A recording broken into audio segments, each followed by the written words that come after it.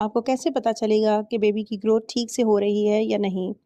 इसकी बहुत सी ज़ाहिरी अलामात होती हैं जो डॉक्टर सिर्फ देखने से बता सकते हैं, और कुछ फैक्टर्स ऐसे होते हैं जिनके लिए टेस्टों की ज़रूरत होती है, जो आपकी डॉक्टर आपको सजेस्ट करती हैं, वो आपने लाज़मी करवाने हैं, क्योंकि इनसे भी आपको हेल्दी प्रेगनेंसी के बारे में पता चलता है। तो चलें, अब हम इन अलामात के बारे में बात करते हैं। Number 1, nausea vomiting.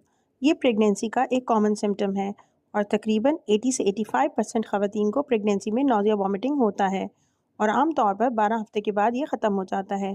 ख़वातीन इस सिलसिले में बहुत परेशान रहती हैं कि हम जो कुछ भी खाती हैं वो वॉमिटिंग के ज़रिए बाहर आ जाता है।